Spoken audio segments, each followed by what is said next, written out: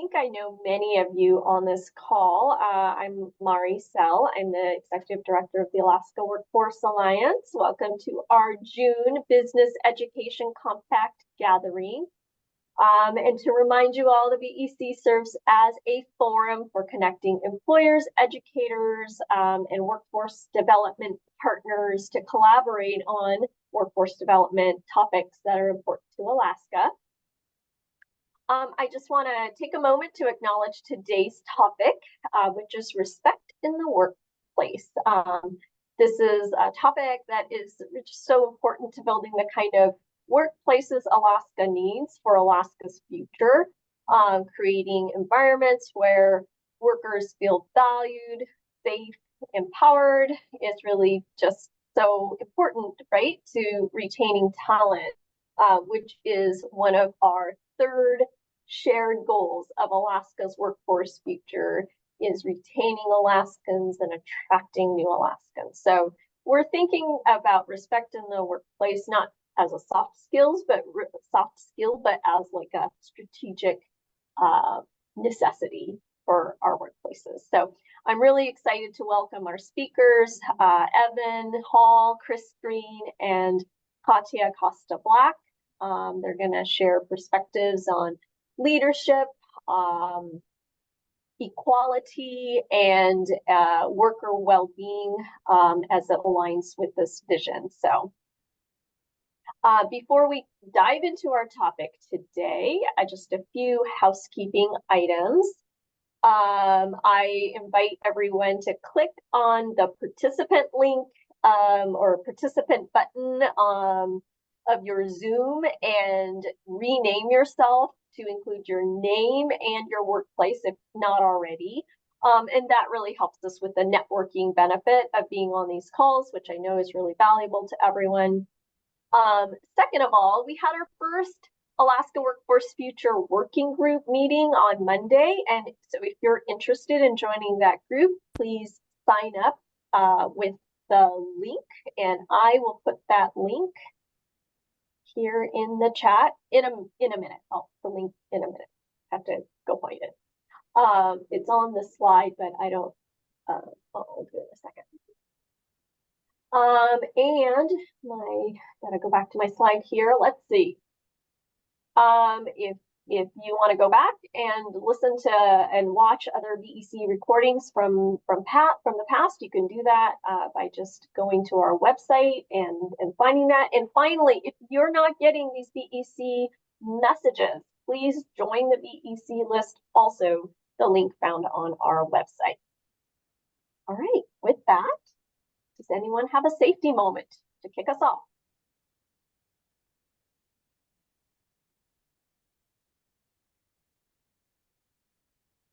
Hey, Mari, it's Naomi.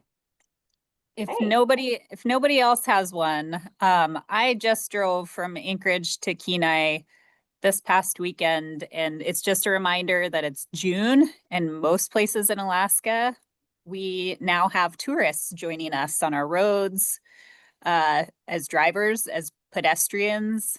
RVs abound.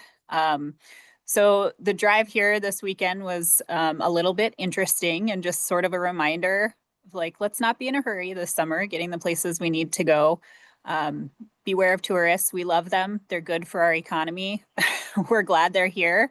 And they do pose an interesting hazard sometimes on the roadways and crossing roads in interesting places in Kenai and that kind of thing. So I just wanted to bring that topic to the table. Thank you, Naomi. All right. Abe, I just want to say hi to you. Welcome to the BEC. I know you're new here. Gabe is with 9 Star. Did you want to just quick intro yourself since you're new? Yeah, sure. Hi, everyone. I've been having some technical difficulties this morning, but I'm glad to be on. I actually been with 9 Star since 2005. I was a work service specialist when I first started, slash is also considered a case manager. I worked my way up in the company, and then kind of became a supervisor in 2015. So I've had 10 years of supervising experience in case management. And now I've been given the position of director of the Center for Workforce Excellence. And what we're doing here is going to be a personalized and comprehensive education and employment training hub. It's designed to move Alaskans from poverty to self-sufficiency using our academic, vocational, and our personal development services. So I'm just building it. We're starting it right now. I'm very excited, and hopefully, I can make some contacts, connections with y'all, so we can build this thing together here in the community. But I'm very excited, and thank you for the invite. Yeah, so cool. I'm glad you're here. All right. Well, let's get started with our topic today. Our first speaker is Evan Hall. Evan is also my sensei with Triple Impact Leadership. A huge shout out for that program. So Evan is the COO and co-owner of Florcraft Carpet One in Anchorage, Alaska, and he's been in the flooring business for 14 years. It's so great to have a small business on here, Evan. We don't get a lot of small businesses, so great to have you. Prior to flooring, Evan had a full career in food and beverage, where he served on a SWAT team for SMG, which supported approximately 15 properties on the West Coast, including the Carlson Center, the Denina Center, and the Sullivan Arena. Evan is immersed in leadership and works as a contractor with Gwen Kennedy and Associates, co-facilitating the Triple Impact Leadership Program, coaching mid to late career managers and leaders. Evan's focus is on the mastery of disciplines that can be applied to both professional and personal life. And Evan is a lifelong Alaskan. He is just an amazing leader and teacher. I cannot say enough about the Triple Impact Leadership Program. Please check that out, Alaskans, if you are so inclined to bring your leadership chops to the next level. With that, Evan, I'm going to give you the floor. Well, thanks, Mari. Yes, well, let's start here. Last night, as I was getting ready, I was just kind of going over stuff. I was working on the strands puzzle. I don't know if any of you guys do that. And it fell perfectly in alignment with the conversation today. The puzzle clue was mind your manners, and the first word on the puzzle that I got was respect. And it made me think back that even as kids and growing up, one of the first things we're told is, you need to show respect. It's Mr. Hall. It's Mrs. Carty. It's, all of these things, and we're to treat everybody with respect. But where do we get that respect, and how does that even work as a child? As Mari said, I grew up in Anchorage. I started working at a really young age in my family business, which meant my brothers, sisters, and cousins, we were all the boss's kids and were treated as such, as far as doing all of the rough work, the cleaning, the scrubbing, the stripping of sofas and everything like that. My parents had a furniture factory.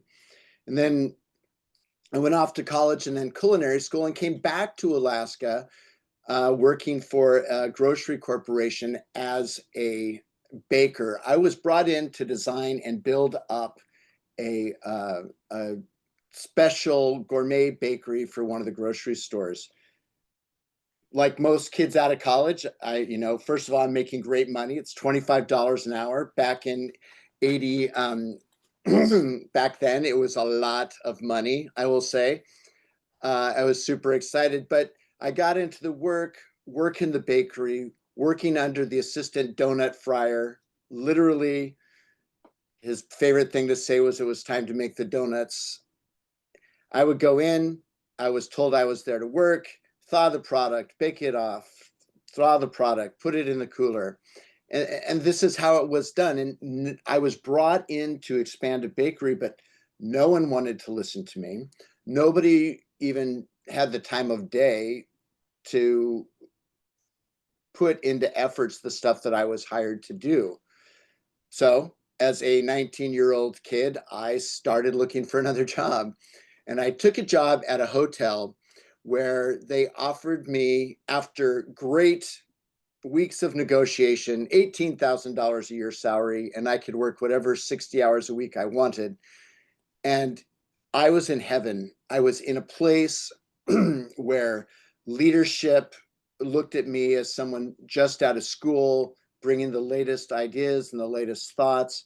They were interested in what I had to share, what I know. I really felt heard. And for me, this was a completely different work environment that I'd ever experienced. And I excelled in that work environment. I then got recruited to go and manage a bar, but that just led to more and more stuff. So I went to work for Pepsi Cola. I worked for Holland America, Holland Cruises as a food and beverage director in a hotel. And I landed at SMG, where I became part of the SWAT team that worked up and down the West Coast, just troubleshooting for leaders that were in crisis and their operations were in crisis. And so I was really lucky and got a lot of experience. But along the way, one of the things that I recognize is like when you are listening to people and you are nurturing them and you're giving them a space, they will excel, they will grow, they will become long-term employees. And if you're just letting them muddle along and you're just kind of,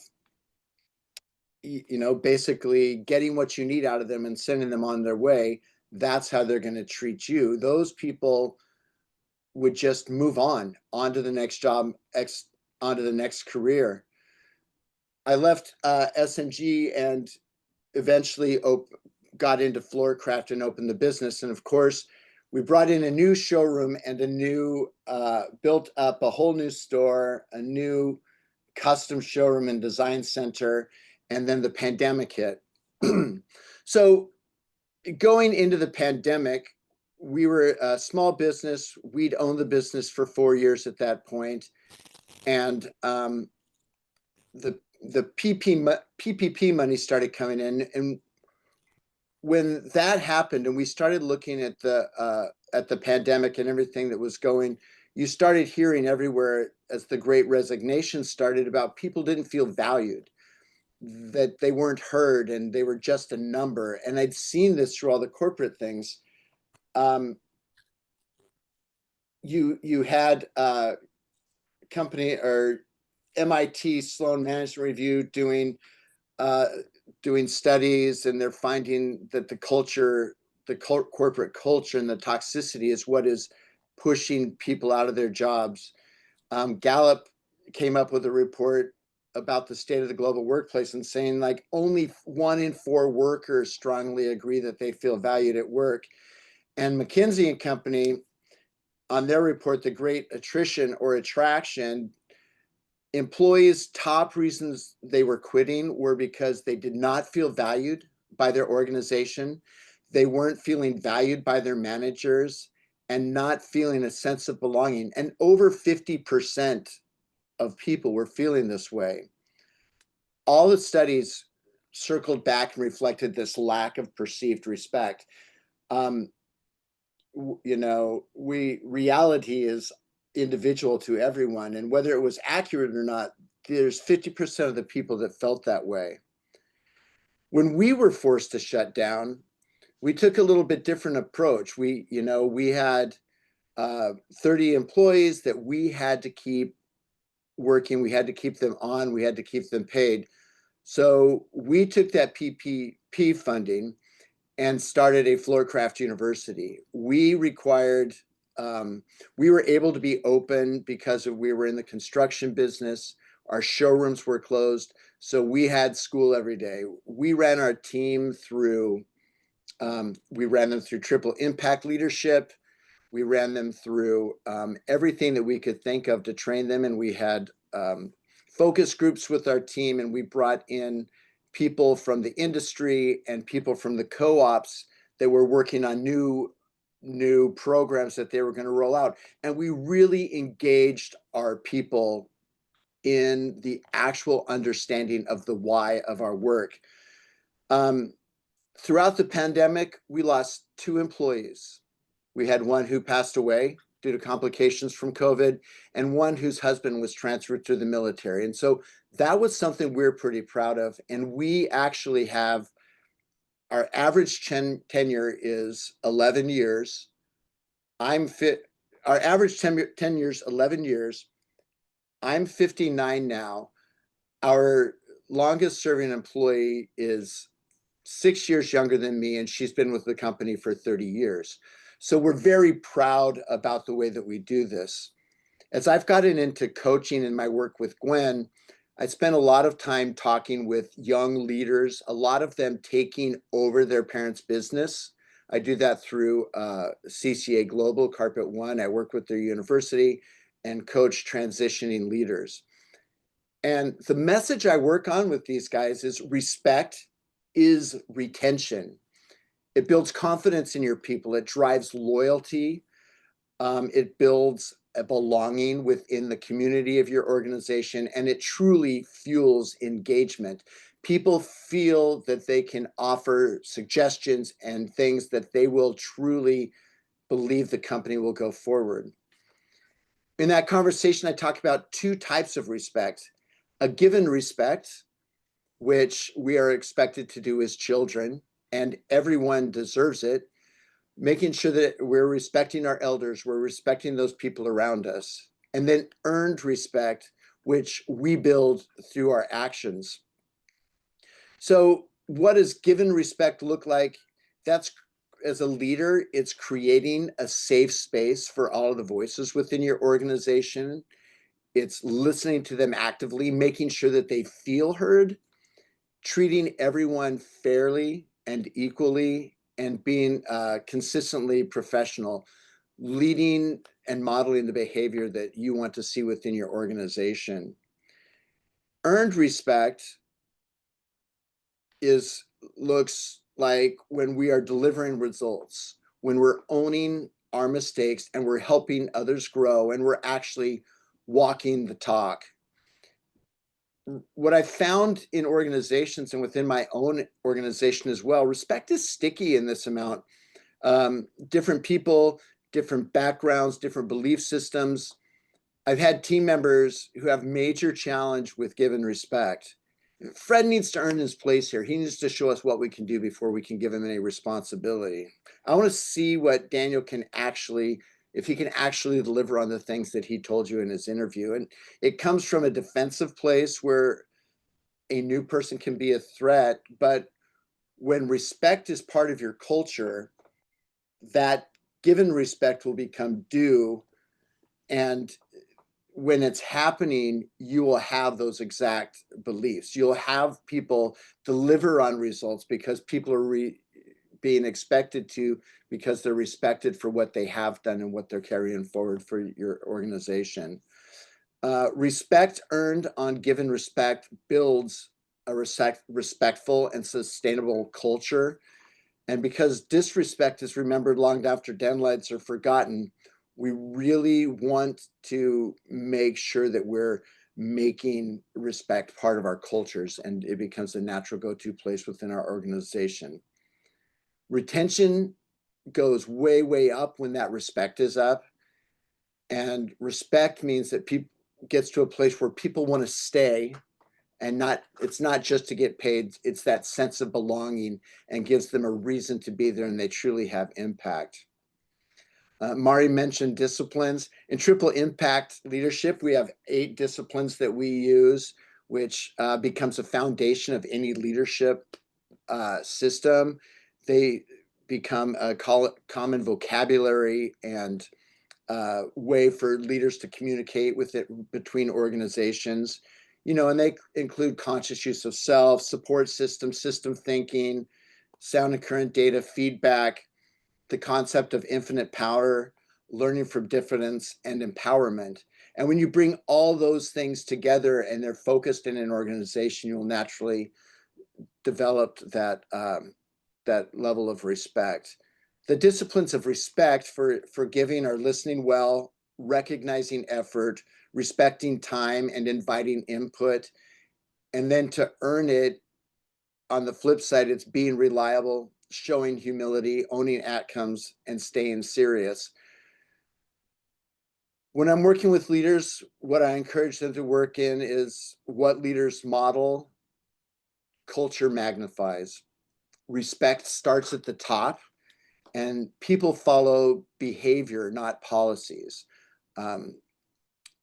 culture eats strategy for breakfast. So if your culture is not geared in a level of respect, you do whatever, try to do whatever you want to do, but it's never going to work unless it's part of your culture in the first place. So create that safe space, listen to your team, be curious what people have to offer, learn from them, educate them, continue training on a regular basis. That fuels respect as well. Practice your leadership disciplines. Really work with your team. With my team specifically, we talk about practice means progress, not perfection. And we operate in a world where we're constantly evolving and trying to get better and every day be better. So the other big message for when I'm doing with leaders is what you tolerate, you endorse. And if you just let things happen, that will become part of your culture. Nipping that gossip in the bud or whatever that is, make sure that you're staying on it. And just remember that culture is what's happening when no one's paying attention. It evolves and it takes over. So make respect the standard in your organization, not simply the reward. And remember that given respect builds safety, earned respect builds influence, and together they build a commitment. And respect is how we create places where people want to be. So that's what I will leave you with today. Hopefully that rings true for some people. Thank you, Evan. Yeah, my pleasure. And if you have any questions for Evan, go ahead and put it in the chat. We are gonna just continue moving forward with our presentation, and I'm gonna introduce our next speaker. Evan, remind me if you're gonna be able to stay till the end, or if you're gonna be leaving at 9. I'm gonna be tapping out here in a little bit to prepare for another presentation. So I will, I'm gonna hang out for a good 15 minutes, 15, 20 minutes. Yeah, if you could just watch the chat if anybody has it. Yep, I got it up. Awesome. All right, well, I will take the spotlight off of you and put the spotlight on Mr. Chris Green. Chris, thank you for coming to our BEC meeting today. Chris Green is the District Director for the Equal Employment Opportunity Commission, or EEOC's San Francisco District. So the San Francisco District is responsible for the geographical jurisdiction of Northern California, Northern Nevada, Oregon, Idaho, Montana, and Alaska. So in his role, Mr. Green oversees the district's operations, including the enforcement of federal laws prohibiting discrimination, harassment, and retaliation in the workplace. Prior to his current position, Mr. Green served as the investigator with the Commission's Oakland office, as the director of the San Diego and Albuquerque offices, and as the deputy director in San Francisco. So welcome, and we will give you the floor. Awesome. Thank you. Good morning, everyone. It's great to be here.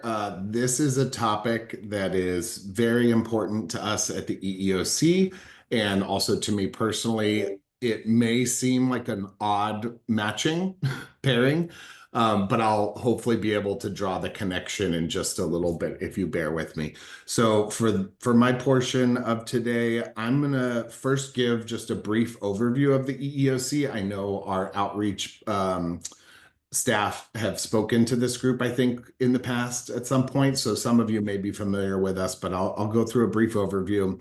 And then I'll talk about the relationship, which is sort of unique between what our agency does and respect in the workplace. And then we'll also talk a little bit about sort of what that actually means on a practical level, which I think dovetails really nicely with some of Evan's comments. So Evan, thanks for that nice segue.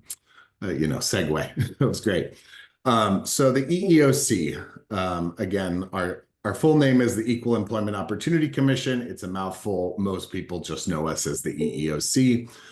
We are the federal agency that's responsible for enforcement of all of the federal non-discrimination laws as they relate to employment. So you may be familiar with things like Title IX, which deals with the education environment. We deal with Title VII of the Civil Rights Act, which specifically deals with discrimination in employment. And as a federal agency, we are composed of 15 separate districts nationwide. So I'm in the San Francisco district. We have districts in LA and in Miami and all throughout the country. And each of those districts sort of oversees all of our operations in that region. San Francisco is unique in the sense that we are the largest geographic district. It's huge. It also includes Alaska, which is huge. But we are also sort of the smallest district in terms of staffing, which is, a challenge of its own. But the commission itself, we are sort of a unique structure. We are considered an independent agency. So that means, unlike, for example, the Department of Labor, which has a Secretary of Labor that's appointed by the president, we have a commission structure, which means that there are five appointed commissioner spots that oversee the agency. And it's a bipartisan commission. So whoever holds the current administration tends to have 3 of those 5 spots, and then the other party tends to have 2. Right now, we currently only have 2 commissioners. We have one Republican who is our acting chair, and then we have one Democratic commissioner. And so it's as bipartisan as it can get. It's a fair match. We're also unique in the sense that we are complaint driven. So we only look at situations when a member of the public, generally an employee or an applicant, comes to us and complains about what they allege to be discriminatory conduct with respect to a specific employer. We generally don't just initiate our own investigations and start, investigating employers. It's almost always tied to a complaint. There are some exceptions, but we won't get into that. In our district, we have 70 employees, and our offices are located in Seattle. That's the office that oversees everything in Alaska.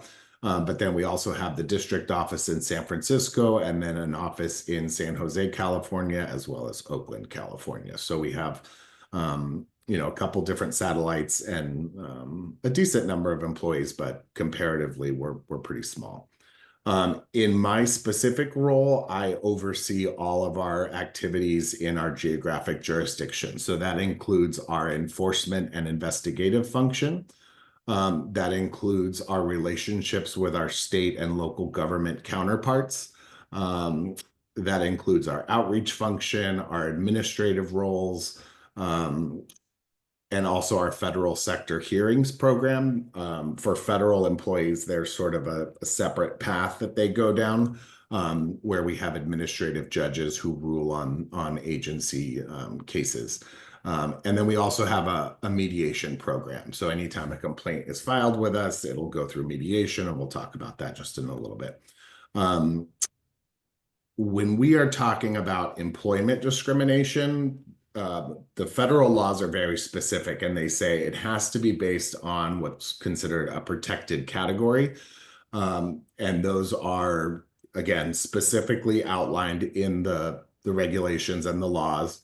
And those include race, national origin, color, sex, religion, disability, age, and our newest addition is genetic information. So an employer is prohibited from taking any adverse employment action based on any of those characteristics, which, as you can imagine, is not easy to prove. This is one of those sort of ambiguous sort of areas of the law where we really have to investigate pretty deeply every single case in order to draw those connections and see if the statutes were violated. It's not easy work. When we talk about discrimination, I think there's a couple different ways that manifests, some that are more easily understood than others. So for example, the most traditional form of discrimination is what we call disparate treatment, when you are treating an employee or group of employees differently based on one of those protected characteristics. We also, however, cover allegations of harassment as well as retaliation for either complaining of discrimination or otherwise participating in some sort of protected activity as described by our laws specifically.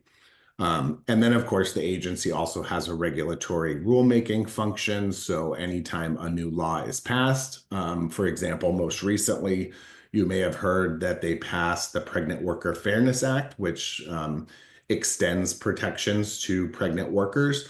We had to go through the regulatory rulemaking process to sort of interpret that law and talk about how it would be applied by the EEOC and how it should be sort of interpreted by the courts.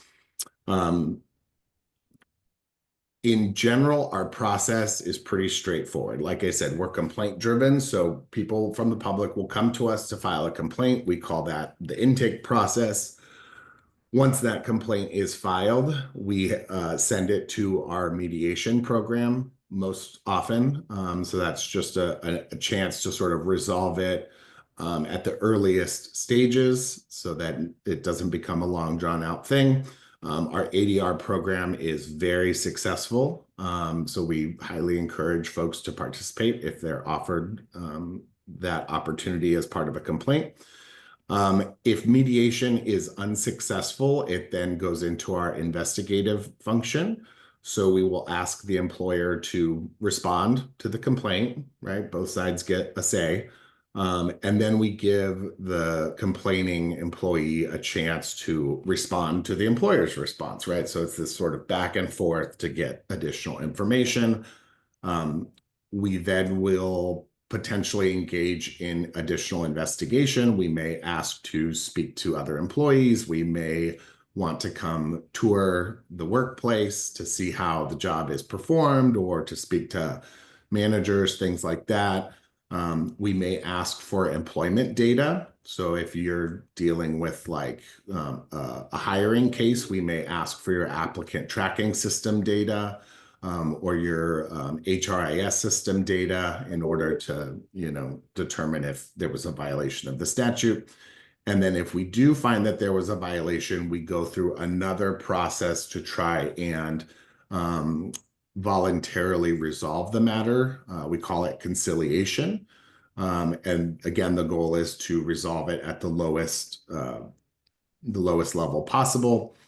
If conciliation is unsuccessful, then our agency also has litigation authority. So we do sometimes file lawsuits against employers for violating these laws.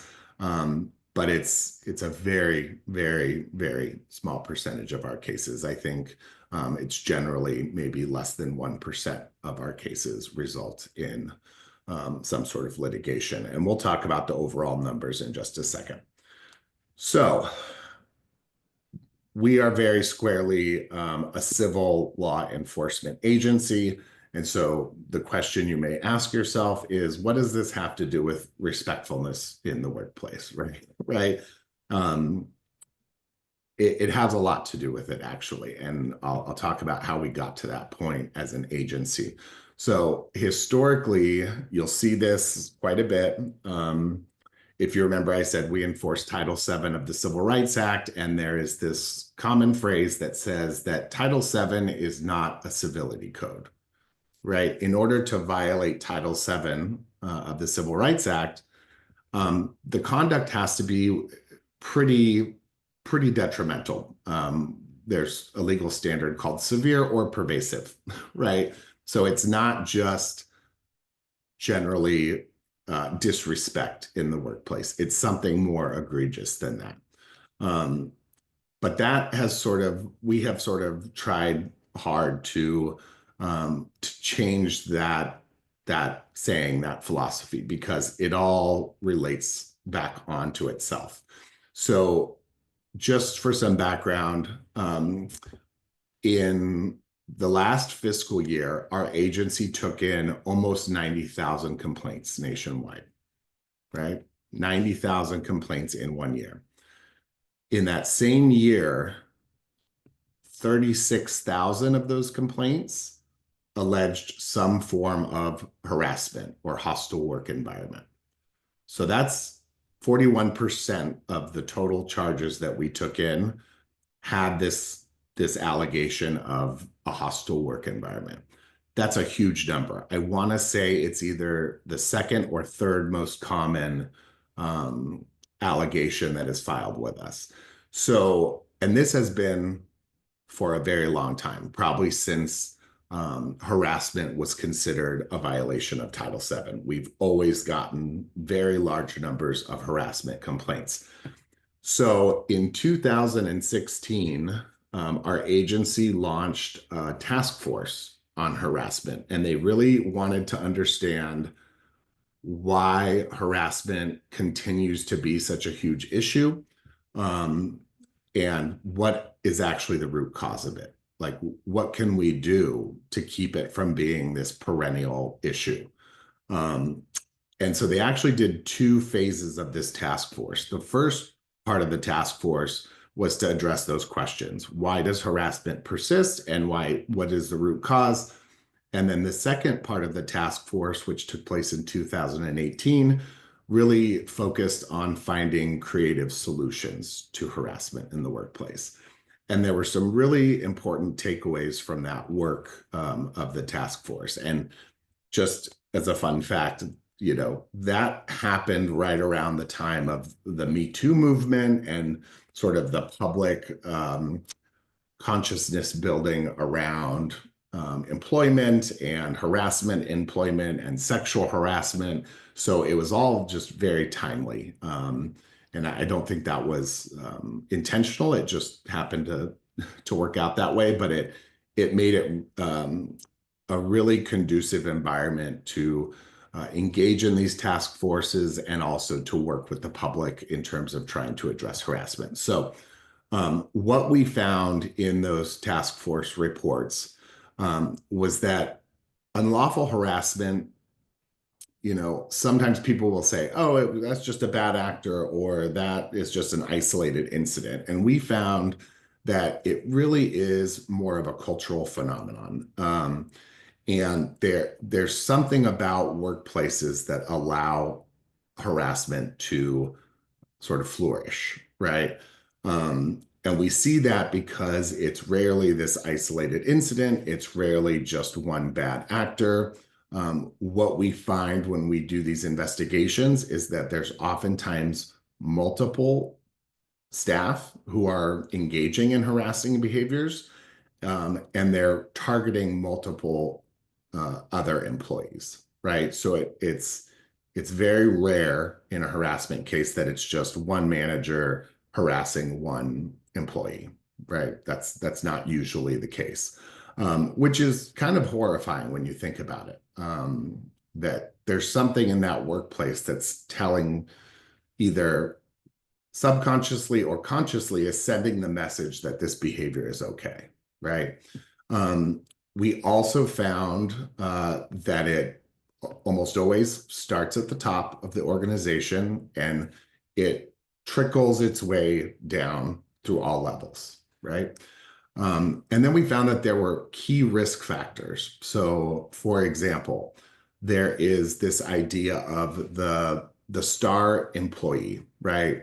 They meet all their performance metrics. They generate tons of revenue from their sales. They are the all-star employee, and so they're allowed to get away with whatever they want because they're sort of untouchable. That's a very common thing that we find. We also find that there's specific industries that are more prone to harassment. A lot of times, maybe more sort of like blue-collar jobs where there's not this unspoken code of like professionalism that a lot of white-collar workplaces have. Those can be risk factors. I know our former chairperson was really interested in the construction industry.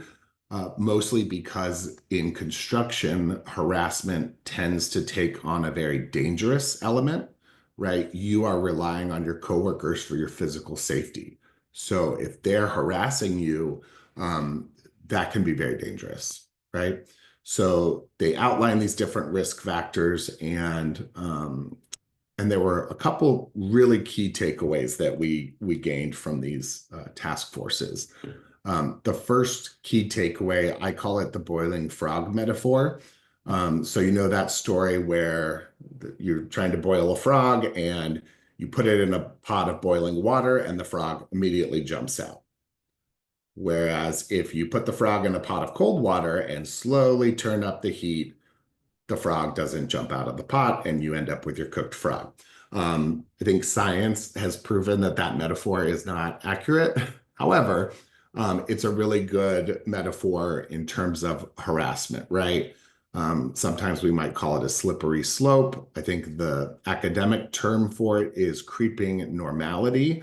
But basically, what we're saying is that harassment doesn't go from 0 to 100, right? You don't start just your job, everything's fine and well, and then the next thing you know, someone's calling you a racial epithet.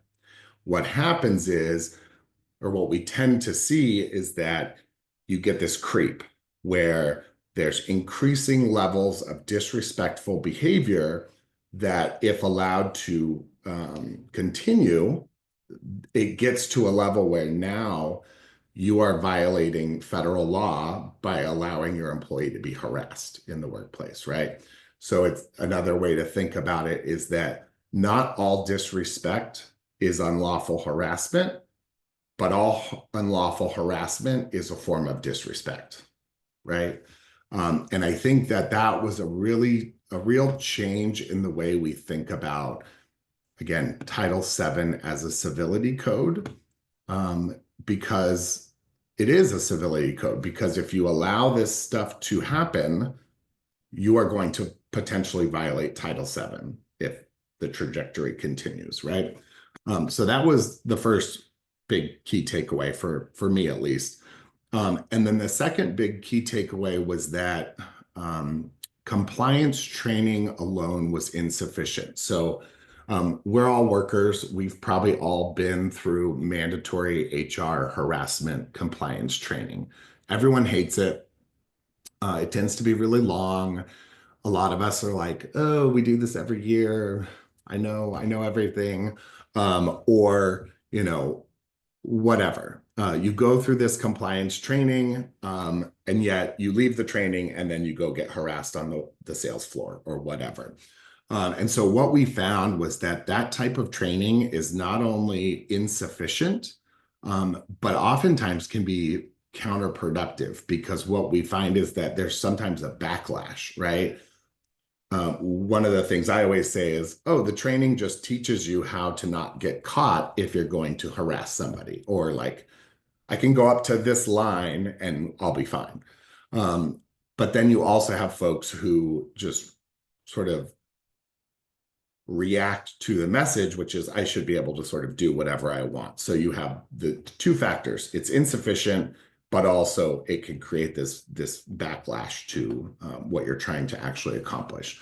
So instead of that, and based on the findings of those task forces, our agency sort of shifted to this mentality of respect in the workplace training, respectful workplace training. We actually partnered with a PhD in respectful workplaces, developed our own internal curriculum for respectful workplaces, and then started offering that as one of our outreach sort of, offerings that we give to the public. So we go out and train employers on how to create respectful workplaces, why that's important in terms of harassment and Title VII. And I will just say that in the first probably 2 years that we offered that training, it was our #1 requested item. And we actually, as an agency, could not fulfill the need. I remember at one point we trained, I think it was like the judicial branch in the state of Oregon, and we had to fly, tens of employees out to Oregon for a month to train their entire judicial function. We just couldn't keep up with the demand. It was huge. And people generally responded very well to it because, like I think Evan sort of touched on, everybody knows what it's like to feel disrespected, and everyone also feels entitled to be respected. So people really, I think, resonate with that. And I think part of that is because it's one of the first lessons we learn as kids, right? The golden rule: treat others how you would like to be treated. And so it's a good reminder that not all times in the workplace are we living by that golden rule. So that's sort of the connection between what our agency does and respect in the workplace. And I think the number one question we get when we talk about this topic is a question about what respect actually means in this context, right? Who defines what a respectful workplace is? It's sort of this ambiguous idea that we all have that we maybe can't pinpoint or express. And I think the answer in the employment context is actually a lot simpler than it may seem at first. And the answer to it is that it starts at the top, right? Which was also one of those task force takeaways. So in the employment context, a respectful workplace is defined by the leader of that workplace, whatever that may be. So as leaders, it's really important to be very cognizant of the fact that you are establishing the threshold for respectfulness in your workplace. So you have to determine what that threshold is. You have to message it regularly so that everyone is aware and it trickles down to all levels of the organization. And then again, as Evan said, you have to enforce it, and you have to be impeccable in its enforcement. Otherwise, it means nothing, right? So the minute something sort of veers outside the realm of what you have decided is the level of respect in your workplace that you want to have, you need to take some sort of action to right the ship. And that action that you take, it needs to be prompt and it needs to be effective, right? There's no good in sort of just waiting out to mention it in someone's yearly performance review. There's no real value in, doing something that's not going to be effective, right? If you know that this employee continually disrespects others and you've verbally counseled them about it, a handful of times, then we probably need to find a more effective tool than a verbal counseling, right? Whatever that may be. And I will say,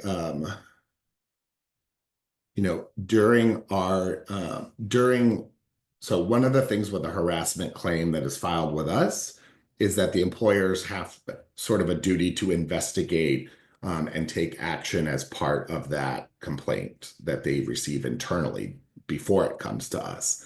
And so one of the things we've also tried to teach employers is that when you get a harassment complaint or a discrimination complaint and you're doing your internal investigation, traditionally employers would, go through with their investigation and they would say, okay, well, this isn't a violation of Title VII because, again, Title VII is not a civility code.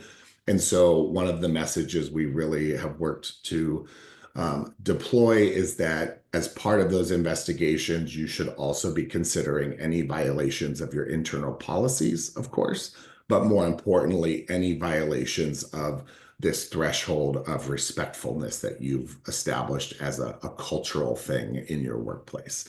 And so I will just end here very quickly by saying the big reason that this is important, I think, for employers is that there's a very strong business case for having respectful workplaces. Our task force found that happy employees and respected employees are productive employees, and it really impacts your bottom line. I know Evan talked about the great resignation and the great attraction and the value of employees feeling valued by their organization. And I think that should always be sort of the underlying message in terms of why businesses should care about this stuff. And I just think, it's sort of, we talk a lot about branding these days. And as a company, you typically think of branding for the external audience, but there's also an internal branding that happens that attracts people to your workplace. I think you could probably think of one or two examples of a workplace where you're like, I've heard great things about them. They treat their employees so good. I want to work there. So it's always important to sort of focus also on your internal brand and see the different caliber of employees that you can recruit and how it will benefit your business. And with that, I will hand it off to the next speaker. So thank you. Thank you so much, Chris. I really appreciate it. It's such an important message. You've taken federal law and enforcement issues and really turned it into something that's real tangible and useful and relatable to all of us. So thank you for that. Just a quick time check with our final speaker. You have plenty of time. I just want to assure you that you have plenty of time. I know we're just a couple minutes behind schedule, but that's okay. So our final speaker today is Dr. Katia Costa-Black. She is the Senior Manager for Education and Partnerships of the Oregon Institute of Occupational Health Sciences. Dr. Costa-Black oversees the total worker health education and training portfolio of the Institute.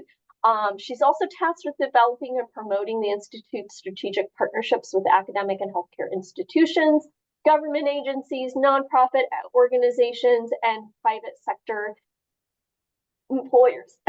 Excuse me. She has a dual clinical and engineering background, and she's got professional diplomas in applied transdisciplinary research. So just bringing a wealth of experience and knowledge to our BEC today. With that, I will give you the floor. Thank you so much, Mary. Just want to check first, can you see my slides? Yes, we can see them.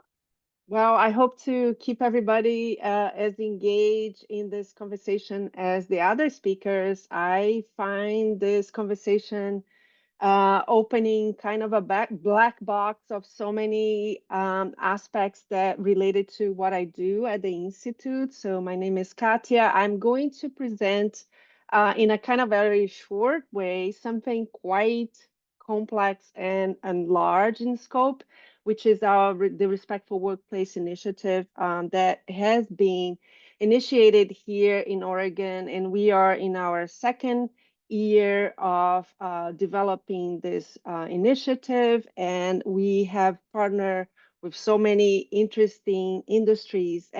But mainly, I'm going to show today to you some of the solutions that we find in terms of recruitment and retention here in Oregon, and mainly about retention.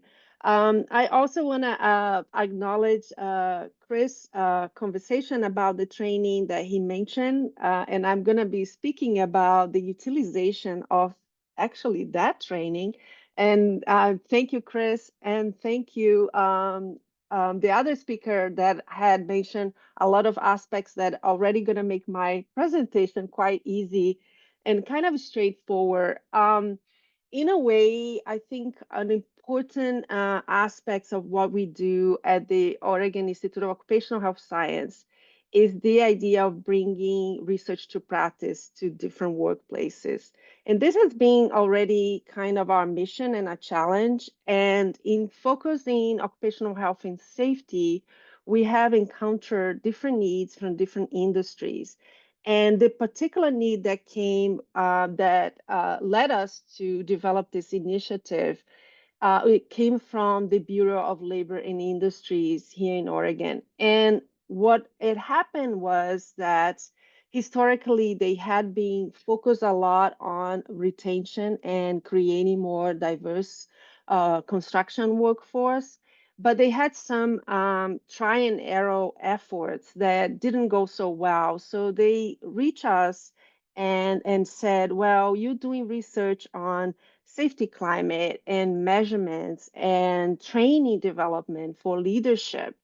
Can you help us to really go forward in looking closely into the issues of construction job site that will help retention in Oregon? And so we kind of really went deep into this mission, and it's a very ambitious project, and that's why in a short time it's going to be very difficult for me to explain all the pieces of it, but I'll try my best to give you a bit of this sense of what we are going for. And one of the things that I want to highlight is, I think Chris mentioned something about how difficult it is to make that definition. And for us, we define respectful workplace as a workplace in which all employees feel safe, valued, and are treated with dignity. And I think this conversation about respect in the workplace really leads to a bigger topic, which it is the need, and the speaker mentioned before, the shift of culture that it needs to take place. And nothing better than speaking about total worker health to really phrase this and bringing forward the idea of enhancing health and respect in the workplace.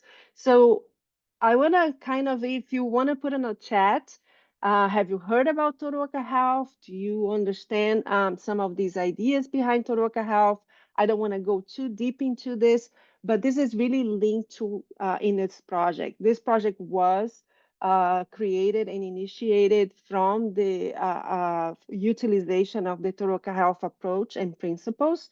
And it really, in a nutshell, what it does, really, total worker health seeks to really enhance worker well-being, and then by informing the design of work and all employment conditions in a ways that really supports and prioritize physical and psychological safety of workers. And there are there is a lot of information out there about total worker health. It was initiated by NIOSH, which you have the QR code there that you can check out some of the information that NIOSH put forward. This has been more than a decade of effort of research, development, and dissemination in this field. And this is pretty much the area that I'm working on, education and training and development. And I think it ties very well to what we're going to be speaking about. And as I mentioned before, one core piece of total worker health and the idea of bringing respect and a free of all kinds of hazards, including psychosocial hazards, is really this idea of bringing forward in a positive lens a psychological safety environment. And how can we do that? So we understand that with diversity in the workplace, there will be a lot of where employers would need to navigate through a lot of cultural differences, multi-generational issues. But the main thing is that there is a threat on retention that comes from the idea that not all workers feel the same in that environment. And we have an obligation to understand, if you want to be business prosperity and if you want to thinking about sustaining business and retention, you need to really go deep into understanding how workers are experiencing the workplace in itself. So an important thing to consider is really creating that opportunity to go and investigate and learn from the workers themselves, how they are experiencing, how are they able to feel safe in expressing ideas, in asking questions, in making mistakes, and help in asking for help when they need, when the job is difficult. So there's a lot of issues that really helps us to understand why we need to really go forward. And comes into mind a lot of reports that are out there, and you probably see the connections between employee engagement and retention. And we know that respect and engagement are directly related. And we know the companies that are doing a lot in that realm are really keeping in workers in terms of psychological safety, keeping workers safe in that realm. They are retaining a healthier and more productive workforce. And I should add that. One of the things about this business case that is being out there, and you can look into numbers from two different aspects. There is a calculation that you do in terms of recruitment and retention and training, and there's the cost of doing nothing and the cost of resolving and putting what they call putting out fires that are out there. And a lot of times we spend time in fixing problems that could be prevented if we understand what's going on in the dimension of safety culture and safety climate. So one of the things that I like to call attention is that why we are having such a need to understand the psychological safety work environment is because also we are experiencing a mental health crisis in the workplace, and we understand very well that costs money to employers. That in itself leads to a better targeting in terms of benefits and policies that can support mental health and protecting workers from working conditions that can lead to stress, burnout, and lead to more mental health problems. And if we can look into what psychological safety work environment can be for a company who are providing a company who can provide benefits to workers and support their safety and their mental health, we see a lot of business performance improvement, morale, and recruitment. And I think you are familiar with this. Now, I want to bring this problem to specific to construction, and I think Chris mentioned again one of the industry that is being affected by it. It is not the only industry. Healthcare is another industry that's being affected, but in the context of construction, we see this really increased demand of projects. We have here in Oregon a very big, large project, a building infrastructure build, a bridge that is going to interstate build a bridge project that is going to take about 10 years. And this project will bring a lot of new jobs in construction here, but we have an issue, a big issue of retention.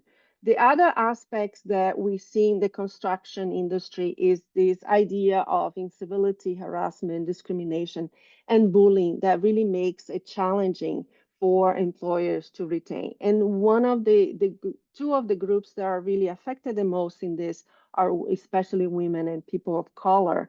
And we have a lot of recent data looking to what it looks like in terms of the demographics of this population here and what we are experiencing in this industry and what the challenges ahead.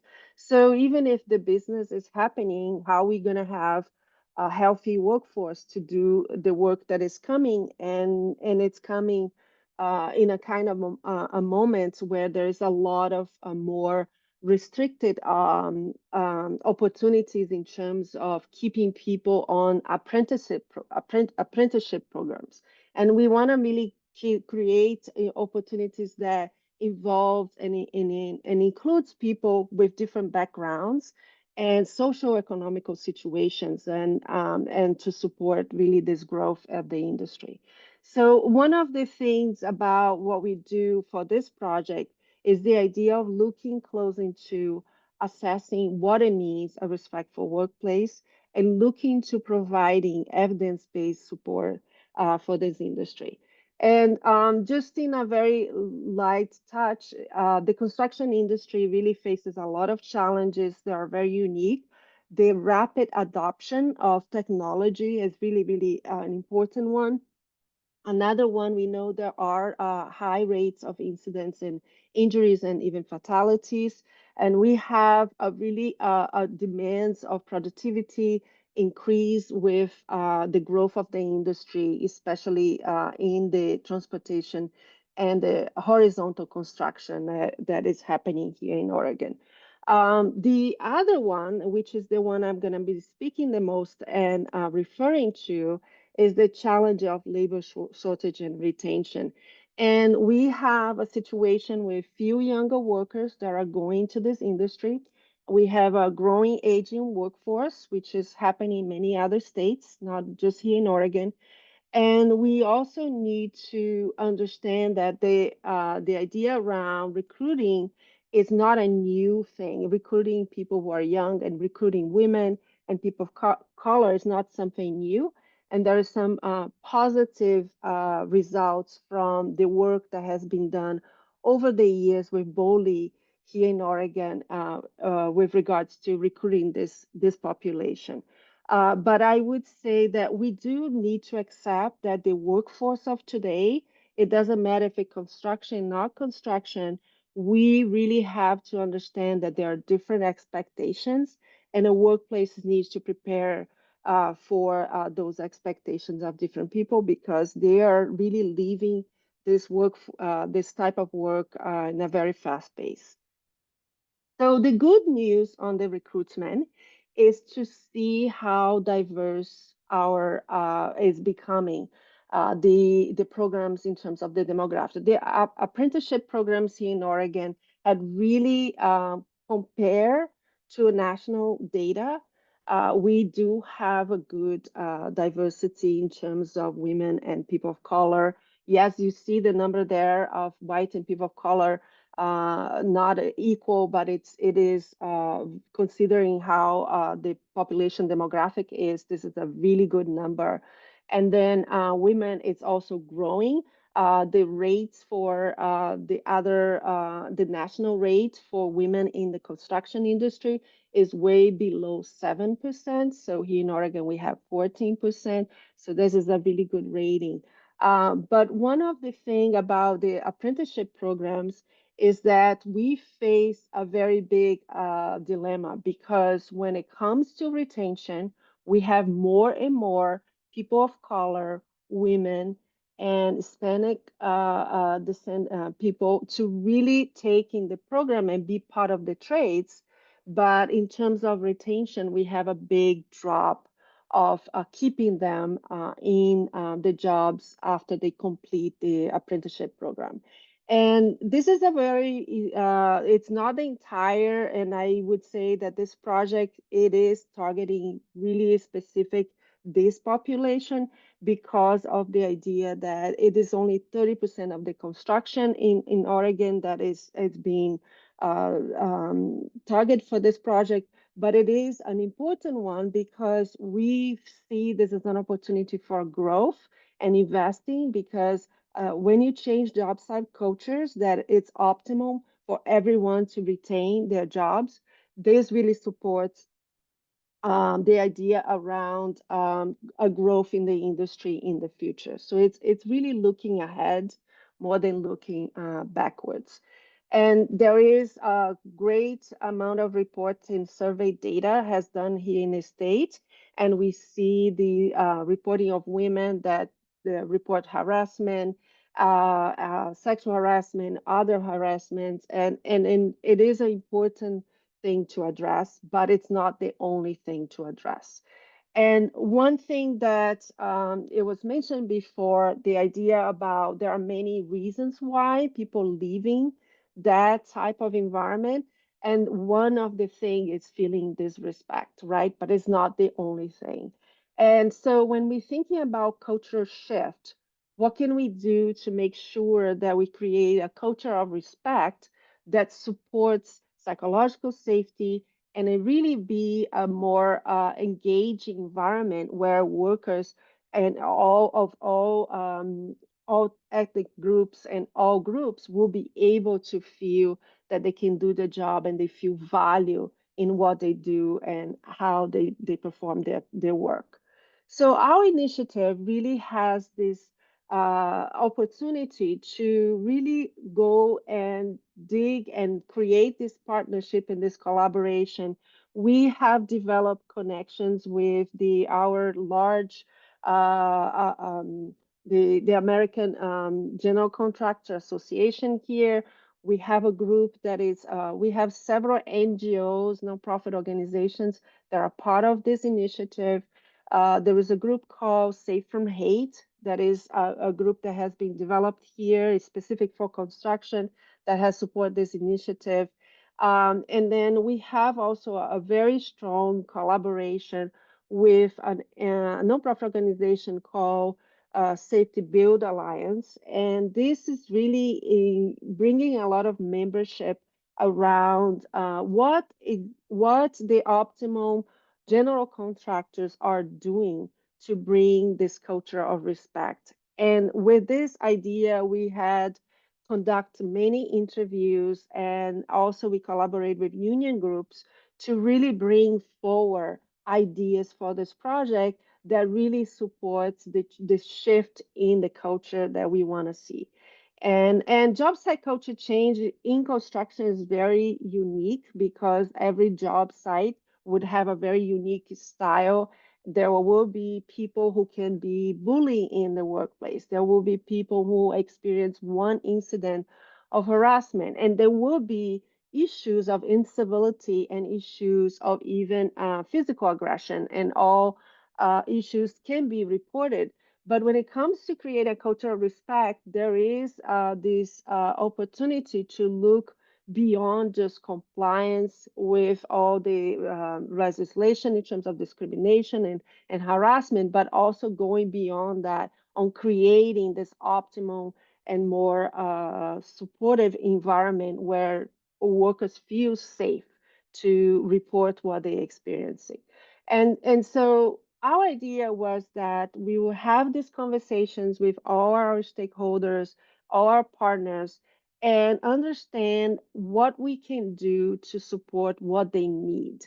And during this conversation, we identified that there was a need to standardize in mainstream existing practice and norms. And how can we do that? What can we do to bring forward a more unison and cohesive understanding of what can be done over time for different job sites that are here? And how can we make this kind of a domino effect when one person and one group start hearing about, well, there is this initiative, how can we support this? How can we be part of this?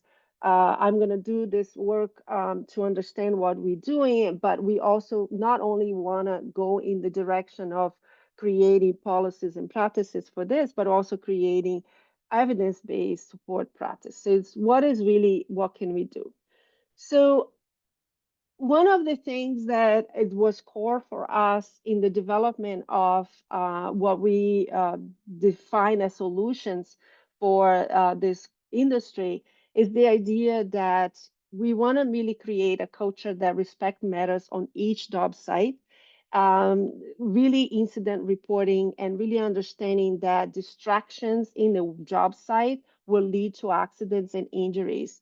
We want to talk about respect matters because of building trust and collaboration among different teams really matters. We also need to recognize the problem from different angles. Recognize the problems from different angles because we want to make sure that the people who are not being heard are speaking about this problem. So how can we do that? And there is a cultural norm in construction about the tough guy mentality, and that really leads and perpetuates in many different forms of disrespect in the workplace. And how can we make changes that will impact, again, the goal of retention of women and people of color is an important goal for us. So how can we really do that? And also the retention for all. Many workers are experiencing issues related to harassment and bullying, and they're not necessarily women or people of color. White male are experiencing bullying in an extended rate sometimes. So there is a job site culture issue that is beyond these demographics. And one of the things also that we want to do for our initiative was to really solidify the idea that leadership sets the tone for job site culture change. And I'm talking about leadership at all different levels. We're talking about journeymen and all foremen that really can bring forward, and not only top management, but really creating that opportunity for support and conversation and communication.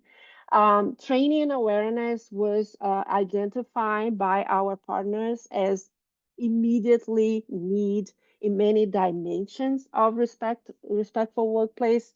And I'm gonna share with you the dimensions of respectful workplace that we identify as relevant for training development.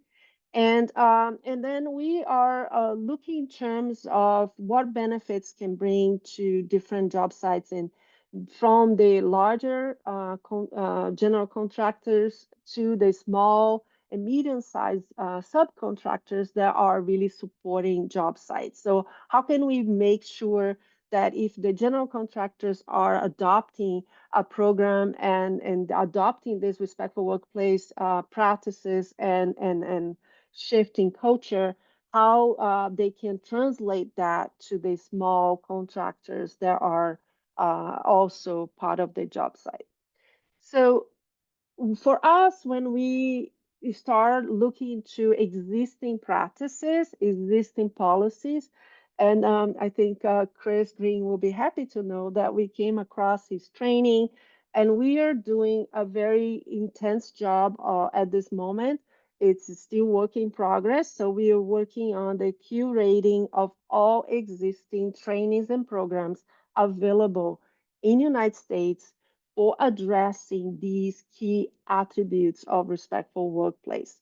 So if you know trainees, if you know programs related to these dimensions, please share with me. But we have done a deep dive into this. And what we come out with is understanding where people are in terms of what they're offering in their work site.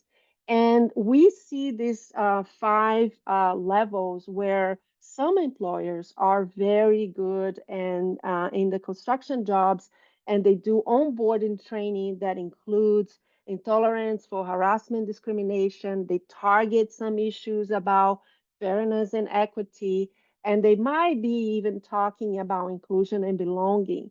Now, one of the areas that we find a huge gap on existing trainings on building a culture of respect was the two and the bottom, cultivating civility and cultivating psychological safety in the larger extent.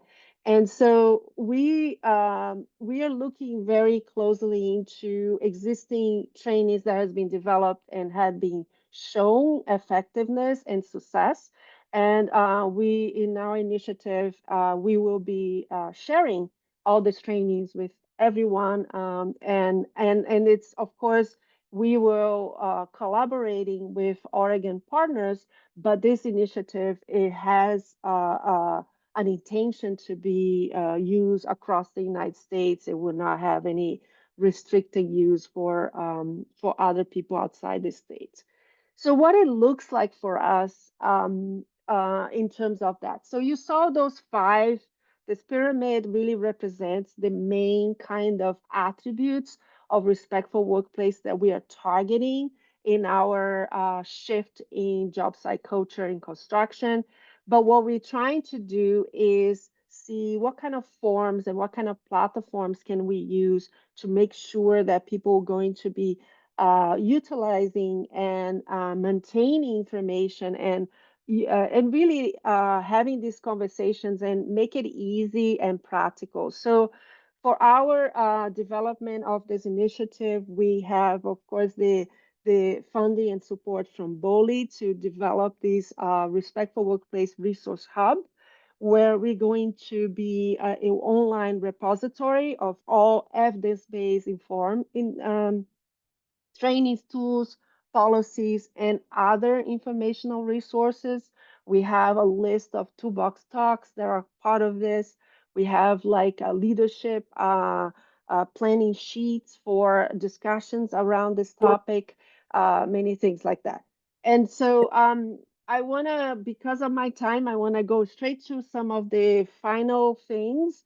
Part of the initiative was really the development of this respectful workplace climate scale. If you haven't, I have a QR code in the end that you can take a look closely, but it's really this idea that companies cannot, you should not expect people know what they should be doing to improve their culture of respect. And in order to go there, you need to have a measurement. So our lab had developed a respectful workplace climate scale. It has been validated, and we have implemented in 2 very large general contractors in Oregon, Anderson and Hoffman. And now we are creating an automated system in real time to get this going. So we're going to launch this initiative in 2027, but the portal will be launched actually early next year. And we focus a lot on our trainees in developing frontline supervisors training to resolve conflict, to create a culture of respect. And this is really finally to bringing back you to the idea of total worker health. We had really engaged in this conversation thinking that we're going to be focused really on the attributes of a respectful workplace and we don't have to worry about total worker health. But it turned out that there is a lot of taking a step back and really looking to how can we create support work and a very healthier and supportive supervision is a key aspects of total worker health for a culture change that we want to see in all across the industry, but also beyond construction. So we've been using our model and examples of training leadership in many different aspects of mental health, psychological safety to really go forward with that changing culture that is needed. And if you want more information, I would love to hear if you have interest in collaborating, in testing our validated tools. We have a number of opportunities for utilization of our resources. So you can just get a little bit of more information on our website and then contact me if you want to be partner. And I would love to engage with people in Alaska in as much as I can. Thank you. Thank you so much, Dr. Costa Black. This is a fascinating initiative. It's really, you know, I know you're focused on construction and you're in Oregon, but I think there's definitely usefulness for Alaska.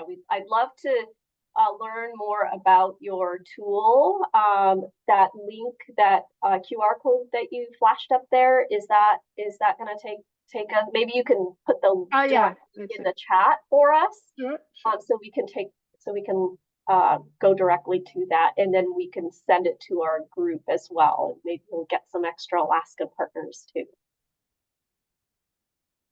Wonderful. Well, we are winding down our BEC meeting today. If you have any questions or any comments that you want to pass along to our 3 speakers, I can put you in touch with them directly if you didn't have a chance to get your question answered in the chat. Please remember that we do not have a BEC meeting in July. We don't want to have it when the silvers are running, right, in Alaska. And so please join us back here in August. I want to say a final big thank you to Evan Hall, to Chris Green, and Katya Costa Black for this wonderful presentation today. Just a really great topic. And we'll see you in August. Thank you, everyone.